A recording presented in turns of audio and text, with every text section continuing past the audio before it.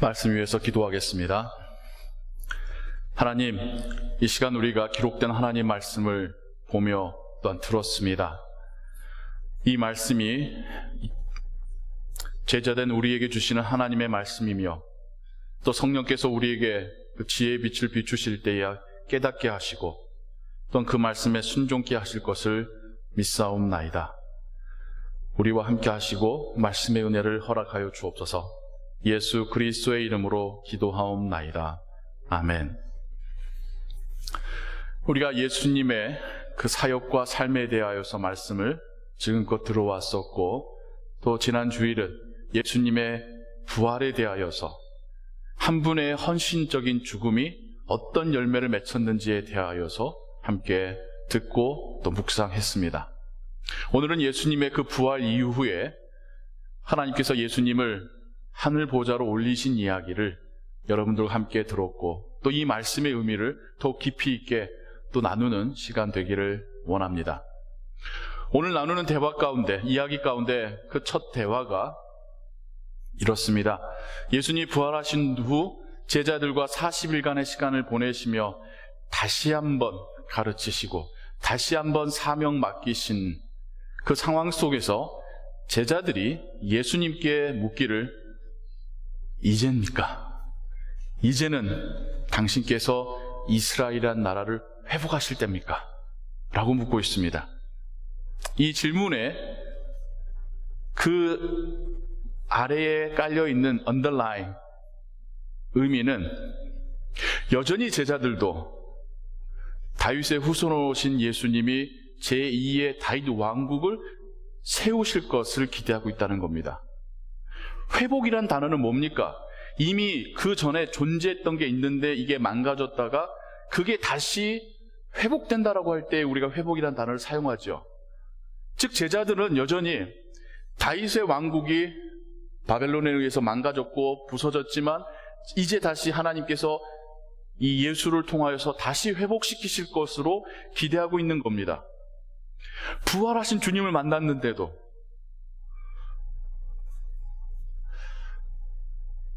참 이 이야기를 곰곰이 생각해 보면요, 예수님을 안다는 것과 예수님의 증인으로 산다는 것은 여전히 좀 간격이 있는 것 같아요. 물론 자연스럽게 그리고 연장선상에서 예수님을 알고 영접한 이후에 그의 변화의 삶이 선교적인 삶으로 나아가겠지만, 제자들을 생각해 보십시오. 3년간 예수님 따라다니시며 그 말씀 듣고 옆에서 직접 보고 심지어 죽으심과 부활하심까지 본 그들도 여전히 그들이 바라보는 세상은 이스라엘의 나라입니다. 예수님은 그들에게 그 때와 신은 나의 아버지께 있느니라. 너희들이 할 일은 그게 아니라 온 유대와 사마리아와 땅끝까지 가서 내 증인이 되고 복음 전하라. 마태복음 28장에 의하면 제자 삼으라. 예수님은 그들에게 그들이 해야 될 일에 대한 사명을 분명히 해 주시지요. 그들이 후에 성령의 임재하심을 경험하고, 그리고 초대교회가 날마다 모여서 말씀과 기도에 전념하고 한 걸음씩 한 걸음씩 그들이 알지 못했던 그 이방인의 세계로 복음을 들고 접촉하면 접촉할수록 하나님의 구원이 자신들 유대인들에게만 한정된 것이 아니라 모든 민족에게 열려 있음을 깨닫게 되면서 제자들이 하나님의 선교를 이해해가게 됩니다. 그건 우리도 마찬가지입니다. 교인으로 등록되어 있는 세월이 우리가 하나님의 선교를 위해 살 수 있다는 것의 개런티가 되진 않습니다. 예배를 내가 많이 참석했다라고 하는 것이 꼭 내가 제자의 삶을 살고 있다라는 것에 필요 충분 조건이 되는 건 아닌 것 같습니다. 예수님은 알지만, 심지어 경험했지만 그의 삶이 아직도 선교적이지 않을 수도 있습니다. 그래서 우리는 더욱 성령의 도우심을 구하고 성령께서 우리에게 조명해 주시는 그 말씀으로 하나님의 선교와 하나님의 나라를 배워가야 합니다. 그게 우리로 하여금 더욱더 제자되게 하는 것이고 우리의 삶이 더욱더 선교적이 되게 하는 것입니다. 한 번의 이적의 체험으로 다 되었다, 내가 예수님을 믿고 고백할 수 있다는 것으로 다 되었다가 아니라 그건 시작이고, 이젠 우리가 그리스도 안에서 자라가기 위해서는 계속해서 성령의 도우심을 구하고 하나님의 말씀으로 배우고, 하나님이 우리를 세상 가운데 노출시키실 때에 용기 있게 한 걸음 나아가서 부딪혀보고 만나보고 예수님을 전해보는 것, 이게 우리가 제자가 되어가는 삶입니다. 결코 우리끼리 모여서 나는 예수님을 알아 라고 하는 것에 우리가 만족해서는 안 되겠습니다.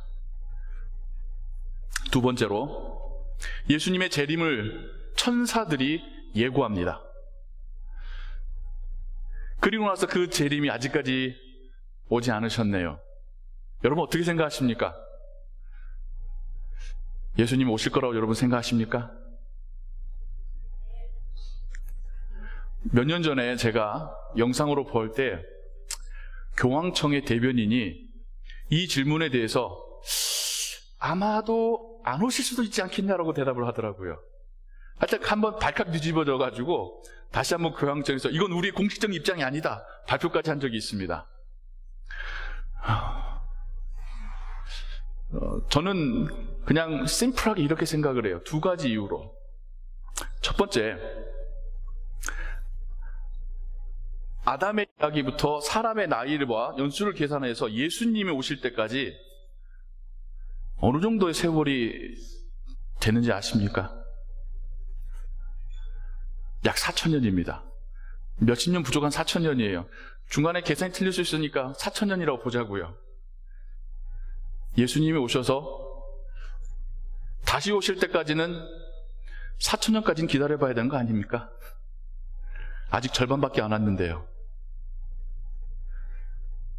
또 두 번째 이유는 성경에 기록된 하나님의 예언과 약속들이 하나 빼고는 다 이루어졌습니다.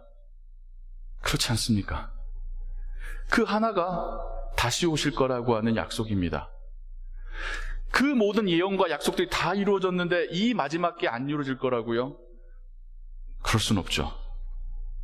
저는 여러분도 주님 다시 오실 것을 우리는 믿습니다.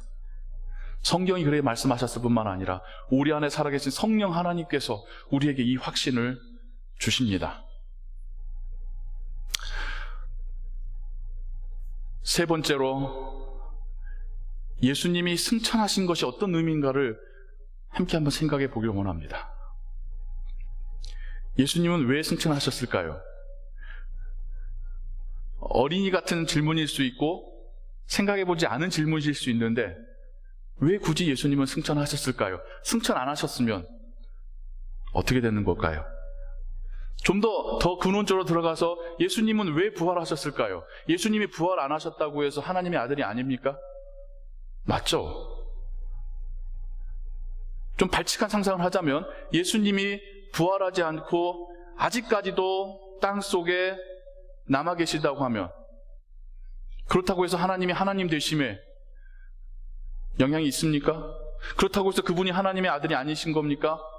마지막 날 하나님께서 이제 그만 됐다, 이 세상의 끝을 선포하시고 당신의 아들부터 먼저 부활시키신 다음에 모든 영혼들을 심판주로 내놓으실 때, 그렇다고 해서 하나님의 하나님 되심이, 예수님의 하나님 아들 되심이 손상을 입습니까? 그때 가서 부활시키시고 우리 부활시키신다고 해서 잘못될 게 있습니까? 그런데 부활시키셨고, 부활하셔서 계속 그 땅에 남아있을 수도 있잖아요. 그런데 하늘로 올리셨습니다. 너무나도 우리는 그동안 당연하게 생각했었던 이 이야기에 대해서 이건 우리에게 어떤 의미일까를 한번 생각해 보길 원합니다.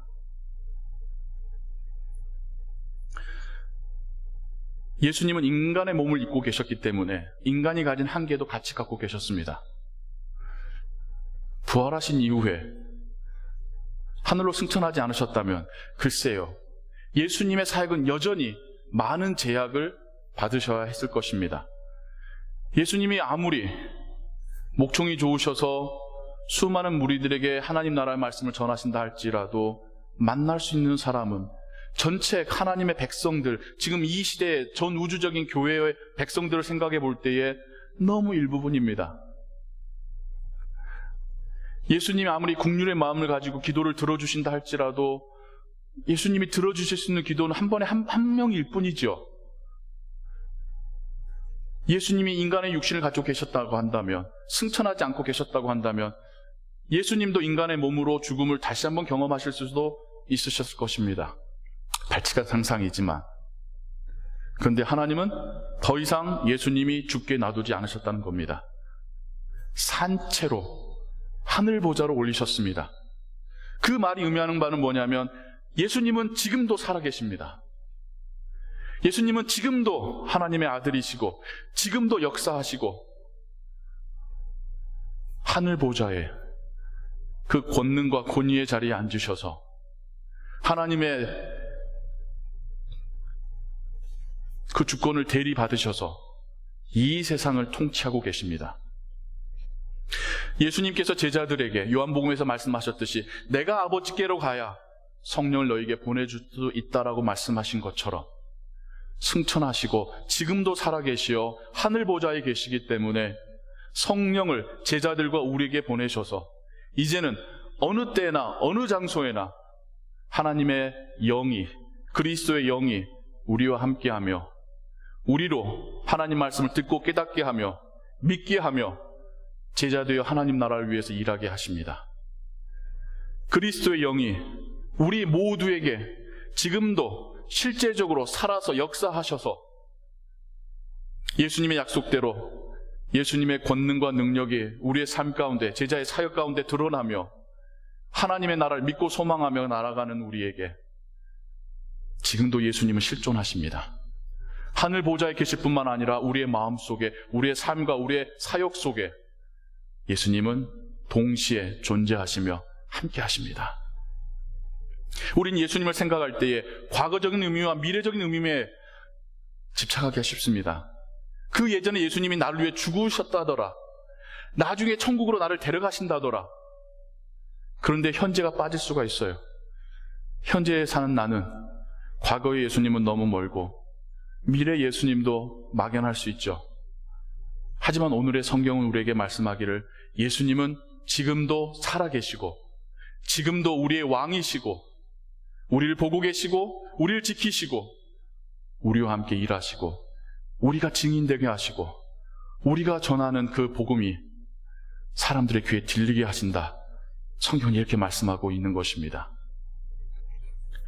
예수님이 승천하신 이유는 여전히 지금도 살아있으셔서 우리의 하나님이 되시기 위함입니다. 예수님이 그때에 죽으시고 땅에 잠드셨다고 한다면 예수님의 가르침과 이적과 그 모든 스토리는 단지 그 동시대에 있었던 제자들에게만 한정되는 이야기였을 겁니다. 하지만 지금도 살아계시기에 예수님을 믿고 따르는 우리 모두에게도 예수님은 살아계신 하나님이요 구주이십니다. 아멘. 그리고 그분은 세상 끝날까지 우리와 동행하시고 우리를 통해서 하나님의 나라가 이 땅 가운데 임하게 하실 것입니다. 그래서 예수님이 주신 명령은 그 12제자들이나 혹은 모여 있었던 500명에게만 주신 명령이 아니라 지금도 살아계신 예수 그리스도를 믿고 그 마음 가운데 임재하심을 확신하며 살아가는 우리 모두에게 주시는 명령입니다. 가서 증인이 되어라. 증인이 되어 복음 전하고 제자 삼으라. 우리가 증인이 되고 복음 전하는 것은 어떤 걸까요? 우리의 가정이 하나님의 나라에서 어떤 의미인지, 단지 어쩌다 보니 내가 마음에 들어서 결혼해서 아이를 낳은 것이 아니라 이 가정 자체가 작은 하나님의 나라임을, 함께 동역함이 하나님의 나라를 위한 동역임을, 나의 자녀들의 양육함이 하나님의 나라를 위한 일꾼의 양육임을 깨닫는 것, 나의 일터를 바라볼 때에 어쩌다 보니 대학에서 전공해서 어쩌다 보니 가족들 먹여 살리려고 일하는 곳이 아니라 내가 지금 그곳에서 만나고 일하는 이 모든 시간들과 모습들이 하나님의 자녀로서의 삶을 세상 가운데 보여주고 있다는 것을 선교적으로 이해하는 것, 그리고 그런 존재로서만 살아가는 것이 아니라 한 걸음 더 나아가서 우리의 입술로 예수님을 믿으세요라고 말해볼 수 있는 것, 이게 선교적인 삶이겠죠. 이걸 하면서 한 가지 여러분들과 더 말씀 나누고 싶은 게 있습니다.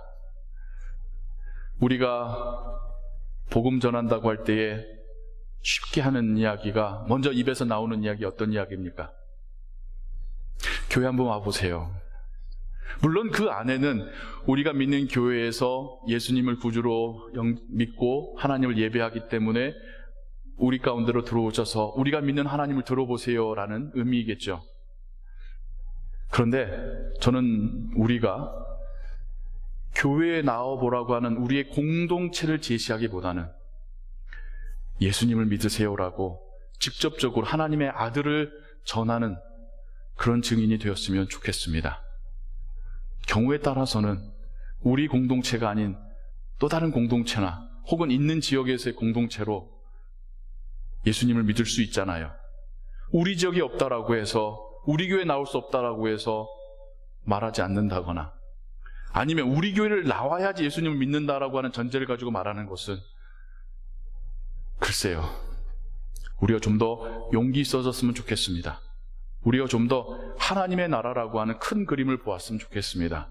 우리가 원하는 것은 한 영혼이라도 더 예수님 믿고 하나님 자녀 되는 것이지, 우리 공동체가 조금 더 많아지는 것을 목표로 하는 것은 아니지 않습니까?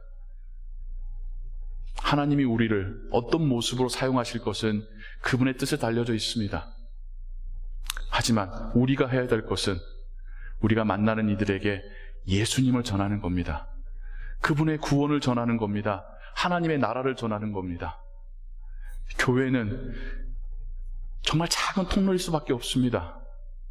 교회를 전하지 마시고 예수님을 전하시기 바랍니다. 교회가 하나님의 나라를 대체할 수 없습니다. 물론 하나님의 나라를 맛볼 수는 있겠지만, 하지만 우리가 전해야 될 것은 하나님의 나라입니다. 교회를 전하다 보니까, 교회로 데려오려다 보니까 교회를 보고 실망하는 사람들이 하나님에 대해서까지도 믿지 못하지 않습니까? 우리는 예수님과 그분의 구원과 하나님의 나라를 전해야 합니다. 예수님께서 지금도 살아계시고 우리의 왕이 되시고 끝날 다시 오실 것을 믿는 우리가 제자입니다. 그리고 제자된 우리의 삶 속에서 분명 예수님은 살아계신 하나님으로 역사하시고, 때로는 우리로 더 용기 있게 하실 것이고, 때로는 우리 입술에 지혜를 주실 것이고, 때로는 내가 말한 것보다, 내가 섬긴 것보다 더 엄청난 결과가, 그 변화들이 사람들의 마음속에 일어나게 하실 겁니다. 이것이 우리가 제자로 살아가며 예수님의 능력을 경험하는 기회들이 될 겁니다. 우리 모두가 예수님의 제자 되었음을 감사함으로 고백하고, 지금도 내 안에서 살아가신 예수님을 확신하고 그 예수님과 동행하며 살아가시는 여러분의 삶 되시기를 주님의 이름으로 축원합니다. 기도하겠습니다. 하나님 아버지, 부활하시어 승천하신 주님께서 지금도 살아서 역사하시고 우리의 왕이 되셨으니, 우리의 아버지가 되셨으니 감사함으로 고백합니다. 그 주님이 성령을 통하여 우리와 함께 하시고 우리를 그 누구보다도 잘 아시고 우리의 걸음을 힘있게 하시고 우리의 삶이 의미 있게 하시니 감사합니다. 주님이 우리와 함께 하신데 그 무엇이 두렵고 그 무엇이 우리를 낙심케 하겠습니까? 우리 앞에 혹 장애물이 나타난다 할지라도 더욱 주님 손잡고 넘어가게 하시고, 주님께서 우리 앞에 우리를 향하여 닥쳐오는 거센 바람과 파도마저도 꾸짖으시어 잠잠케 하심을 경험케 하여 주옵소서. 우리는 지금도 살아계신 주님을 믿고 확신하며 살아갑니다. 제자의 삶에, 선교적인 삶에 성령 하나님을 통하여서 더욱더 하나님의 능력이 나타나게 하여 주옵소서. 우리가 증인이 되게 하시고 우리의 입술로 예수는 그리스도이시며 살아계신 하나님의 아들이심을 고백하고 선포하게 하여 주옵소서. 모든 것 주께 의지하오며 예수 그리스도의 이름으로 기도하옵나이다. 아멘.